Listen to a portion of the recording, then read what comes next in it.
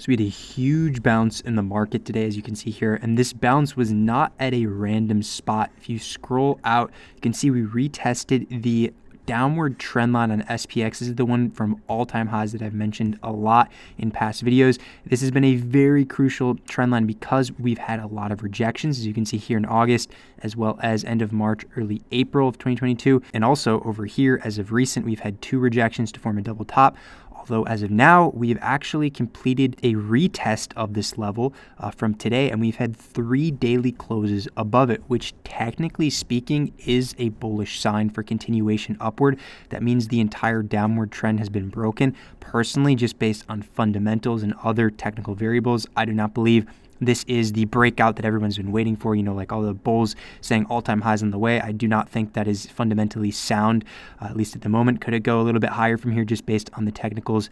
The fact that we broke out, yes, that's definitely something that could happen after such a strong retest from today, as you can see here on the hourly chart. However, I don't believe this is something that could be longed for all-time highs or anything like that, so I wouldn't really pay attention to many people that claim that, whether it be on social media or Discord, etc.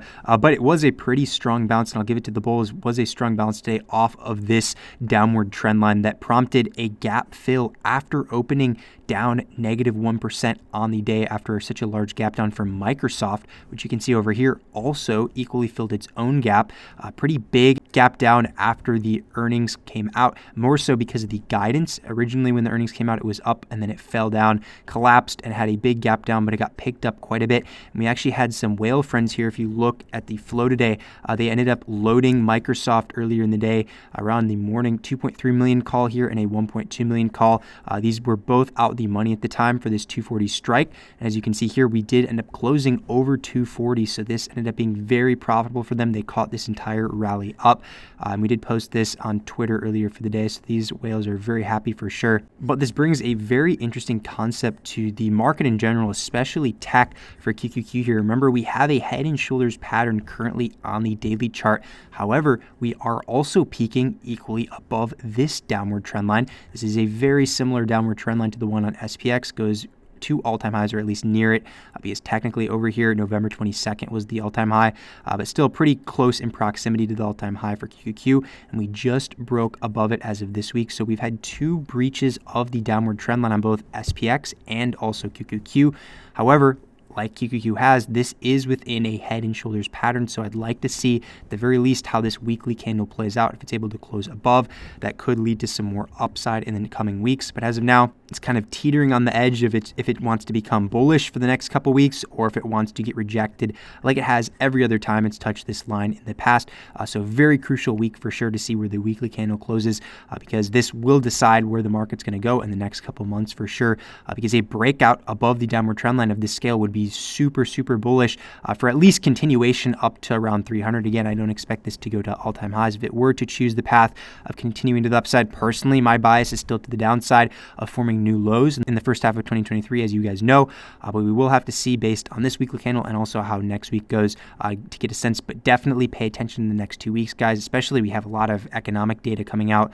No surprises, we're around a very crucial trend line on both QQQ and SPX. Additionally, I've been watching the dollar, a very interesting setup right here with the dollar, because we have a pennant formation near the lows of its current structure.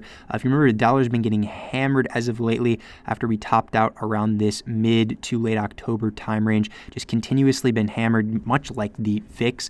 Both the VIX and the DXY have been falling quite a bit as of lately, which has prompted a bid in the market since that October time frame. And if you look over here on the 1-hour chart, you can see that we are within this pennant. And typically when you see pennants like this, once it's formed a kind of like a low consolidation point, that tends to be a good spot for potential bounce to break out of the pennant. Yes, it could continue down, but we tend to see these types of pennants acting as a springboard for an eventual upside move. So that's something that I'm watching for, because that could bring more weakness to SPX and also the Dow Jones, which, remember, the Dow Jones has been characteristically one of the most bullish of the major indexes as of late and has helped this bid in the market from the past couple months so far. So if the dollar ends up doing better than it has performed in the past couple months, then we could see some more weakness and I'd get my desired outcome for SPX and just just the market in general. So I am watching this right now. At the moment, it looks like we had a little bit of a breach to the lower end of this. Still though, with DXY, dollar, gold, silver, etc., it tends to have fake outs, whether it be a fake breakout like we saw up here, perfect fake breakout with a nice 1 hour candle to the upside, but then it got rejected, as well as fake breakdowns, which this could be. So if we were to get back into the pennant, then this would be a fake breakdown. So I am watching this. I will give it another day or two, especially to the end of the week, like I'm giving for SPX and QQQ, to decide if this wants to end up continuing its fall to the downside or if it's actually going to catch a bid again to help bring weakness to the market. So I am monitoring this at the moment because this is very crucial for some more market downside, as well as the VIX, like I just said earlier, and I mentioned in the weekly prep video, we are within this range that I have on here. Remember, just based on this range, every single time we've been within this range, it has prompted a pretty substantial upside move throughout this bear market, as you can see each time, from back here in the middle of February, over here in end of March, early April, over here middle of August. Same exact thing has applied every single time. It's prompted a bounce all the way up to the mid 30s off of it. So definitely something that I'm watching for, because does it have to repeat itself? No, but still, based on probability, it's been the case every single time so far. So definitely something you should at least be aware of. And a lot of trading just becomes awareness at the end of the day. You don't want to be caught off guard. It's always good to at the very least be aware of some scenarios, just like the fact that we are down here right now. And again, in the past, this has been the starting zone for a rally to the mid 30s, which would prompt a lot more downside on SPX. So I am watching this right now as well. And then also something else that's very interesting, as you can see over here, is IWM. IWM had a very clean breakout, and not only a clean breakout, a clean retest and then bounce off of its own pennant on the daily chart structure. This is pretty interesting because small caps have been fairly weak throughout this entire bear market. If I just scroll back even more so right here, we had a lot of consolidation over the past year that then broke to the downside, and then we had some more consolidation over here. The fact we broke above the pennant is bullish in itself. Again, I'd like to see where the weekly candle closes off.